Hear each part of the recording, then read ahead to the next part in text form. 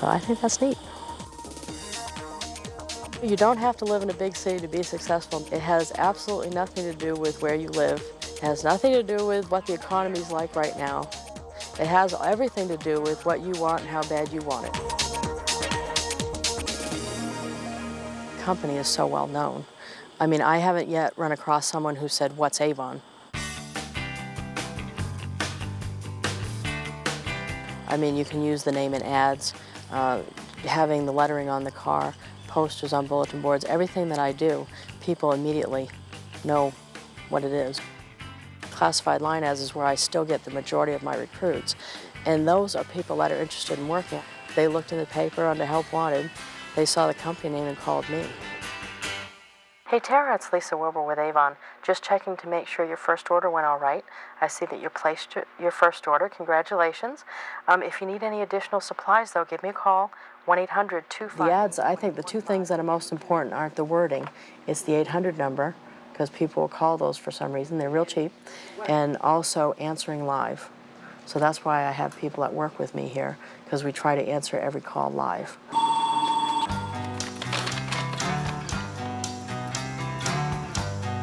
Oh, actually, I didn't think I'd like working with my mom, but it's a lot of fun, actually.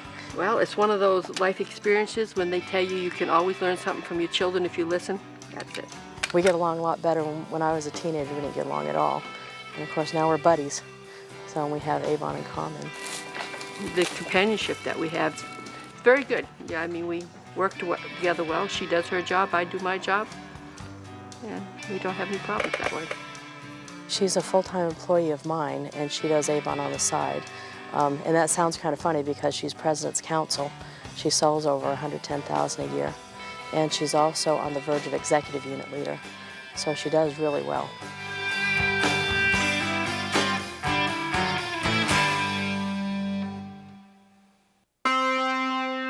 Look at all of these things.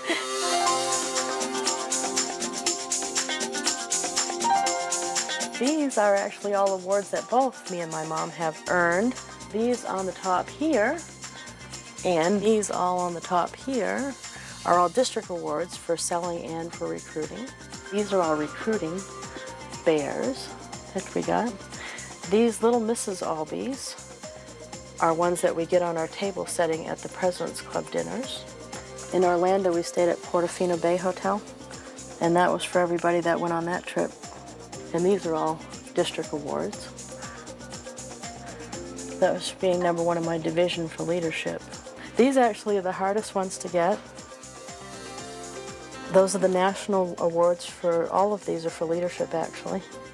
If I feel really down or depressed or want to quit, which doesn't matter how much money I'm getting those days I want to quit, I can come down here and look and say, wow, what other company would treat you like this?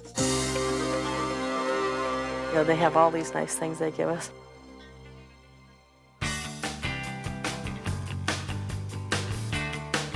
My boat, Lisa Marie, after my wife, of course. Then the boat was actually nice enough to call it the Lisa Marie, because I've had several other boats, but I wouldn't name a boat after my wife unless it was a deep, really nice boat, so. He was the reason that I did this full time. When I first was laid off my job as a secretary, I was earning about $20,000 a year, and for me that was big money.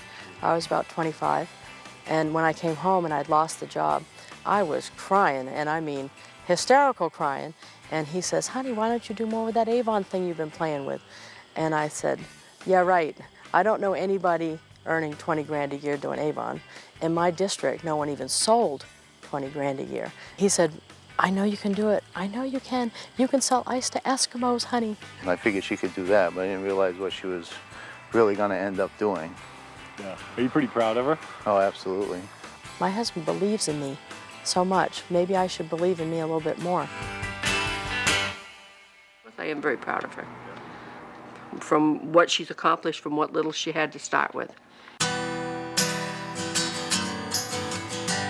I'm not sure you ever get out of the trailer park mentality. Well, I'm glad I escaped. Let's just leave it at that. No, I mean, it's nice, but it's just not someplace I wanted to live all the whole rest of my life. This is where I used to live. When I lost my job, I didn't put my hand out. You know, I tried to help myself. And they said, why do you work so much? You shouldn't work so much. You should have a life. And I said, well, I'm going to get rich first and I can have a life later. The first year, I only earned about $12,000, and I invested it all back in and then some. But last year, I took in $230,000, and this year, if I've figured it out right, it'll be $250,000, $250,000. So I mean, if you stick it out at the beginning, you end up getting the bigger money. But if you think it's going to be $250,000 the first year, you'll quit too easy. And I think sticking it out is a lot easier if you know that the beginning is rough. When they say you'll never make anything out of yourself, I say, watch me. That's all I say. Watch me. If you don't think anyone can do it, watch me. I'll prove you wrong. She's always been a person that she makes up her mind to do something. She's going to do it no matter what you say. She says she's going to do it, she's going to do it. Sometimes it makes me tired thinking about all she's going to do in one day, but nevertheless. What I've done so far is just the beginning. I'm just getting started. So I don't want anybody to decide what the most I can do is. I don't think there's any limit. That's the one thing I've learned over this much time is that I can do anything that I want to do if I want to do it bad enough.